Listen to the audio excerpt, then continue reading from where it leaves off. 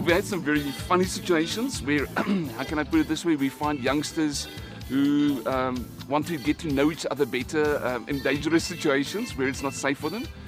Those who we get to a few times and we laugh about it because we try and also educate the youngsters into rather go to safe places. And yes, and then we get the very dangerous situations. The most dangerous ones for us as a group is usually where it's domestic violence situations. They are the most dangerous for us because already there usually alcohol plays a role and emotions are already running very high. You walk into a situation like that, it can turn ugly very, very quickly, those situations.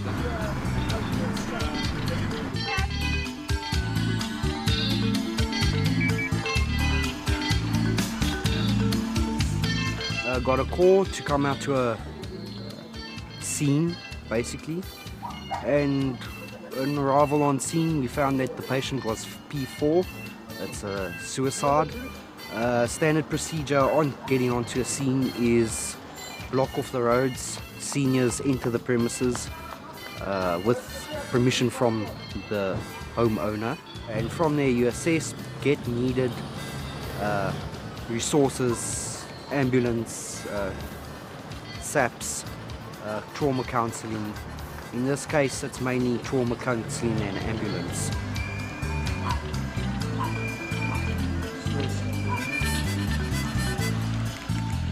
What will happen then, we'll stay till the scene's cleared. We usually leave one team or one crew at the scene until it's over. Last person's left, ambulance has gone. Everyone's been escorted, trauma's been handled, everything. Just clear the scene, make sure everything's fine, and then we carry on with our normal patrols till we get another call. The SAPS is really, they're working and giving us full support in all avenues. We're doing crime prevention operations from time to time along with SAPS and security companies, local security companies. And that, being visible, it really goes about being visible. And that is the trump card of the CPFs, is being visible at all times, visible policing. And that's really where CPF is stepping up and where we've got the full support of the SAPS. They give us the backing. When a CPF member calls and we validate that it is a crime in progress or an incident where we need the police, so they can react immediately because they know it's a validated crime, they can react much more quicker. Whereas, and I feel the CPF assists the police again in cutting down on hoax calls or calls that doesn't really carry weight. Our most trusted sources of information is the parents staying at home, the moms staying at home, going up to the shops. Our older folks, the grannies and grandpas staying at home, they're aware of who's walking up and down the street. They're aware of who should not be there. So they will immediately notify us if there's a strange person that they don't know or never seen in the area prowling around in the suburbs. We're in constant communication with each and every member of community. So within literally seconds, vital information can be posted through to us. For instance, we had a hijacking last week within our area. So CPF was able to get emergency services as well as SAPS out to the scene within literally minutes. My son was hijacked Mujarate. I asked him to come pass by to collect some documents. And when he came, it was around 10 to 8 or so. He rang the intercom, and then I was already by the gate, and he said, "Mama, go back. But there are guys outside. It's a felony, but I shouldn't come out." So I went back. And I phoned David quickly. If there's an incident with the CPF, we call it in and we all respond to the incident to see what's going on. You've got to be ready and able to react at any given time. David, my neighbor, and Patia CPF, and then neighbor watch Yaruna almost as well. So he said to me, they are coming quickly. We deal with crime, we deal with dangerous situations on a daily basis. That's unfortunately the reality of it. After hearing the bang bar trial reverse, those guys who were trying to take the car from him. David, I reported the incident immediately go see the whole CPF, and in a few minutes they were already here. Our neighbors also came to assist and to hear what happened. I was not around. My wife was here.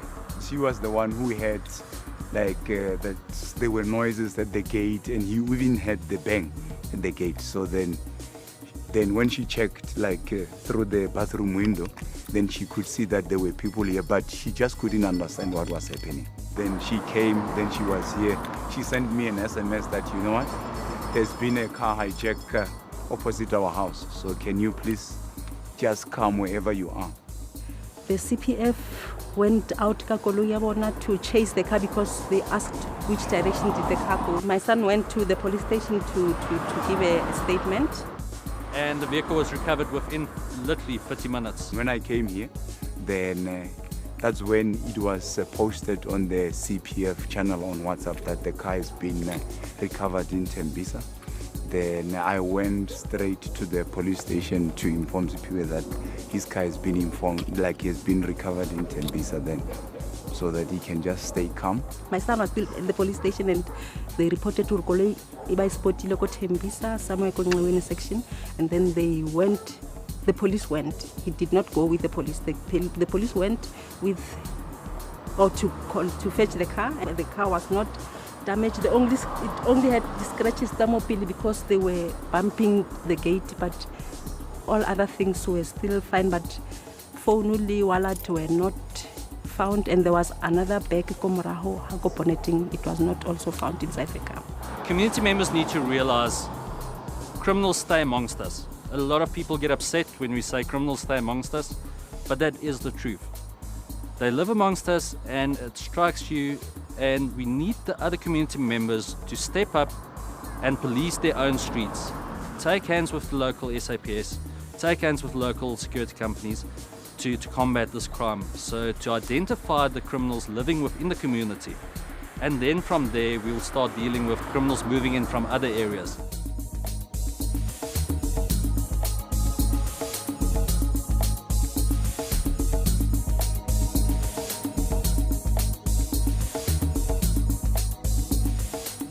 Ek was op pad checkers toe om pos te gaan uithaal. En ek het die pos gevat en die kar gesit gesluit. Dus ek in my kan om masking tape by 'n vriend te koop, plus binne 5 minute. Toe ek uitkom en dis die kar weg. Staan ek baie verbaas. En ek het rondgekyk en ek kry, toe bel ek my vrou. En toe sê gesê ek moet net vinnig rondkyk. Die kar kan nie ver wees nie, want dit 'n meganisme om te stop. Maar ek kyk, ek kon nie die kar kry nie. Ek het vir hom gesê, dis onmoontlik, hulle kan nie die kar steel nie, omdat hy 'n meganisme het en ons 'n outomatiese kar is. Sê ek vir hom loop om, dalk het hom net wegbeweeg. En hy kan eintlik net 500 meter ry as die meganisme aan is of af is, as die petrolverbruik afgeskakel is. Toe het hy om die winkelsentrum geloop en niks gekry nie. Toe bel hy my. Toe het ek vir Gina ge-WhatsApp. Sê ek het 'n probleem. En ek het met my ander motor gery tot by Posbus waar hy vir my gewag het. En daar het Gina my gebel. En toe het sy dadelik opgesit op die WhatsApp, en MML het opgetel en Alpha en die gemeenskapspolisie forum, en almal het begin soek. Binne 15 en 20 minute het die gemeenskap, die polisie en ons buurtwag almal saamgewerk. En hulle het rondgery in die kar binne 15 en 20 minute teruggekry. MML het gesien waar die ouens uit die kar uitklim omtrent 2 kilometer verder. So hulle moes die motor gestoot het. Al wat ek wil sê is, dat is 'n goeie samewerking tussen die buurtwag, Alpha en MML. Hulle werk baie goed saam. As jy hulle bel, sal dadelik daar.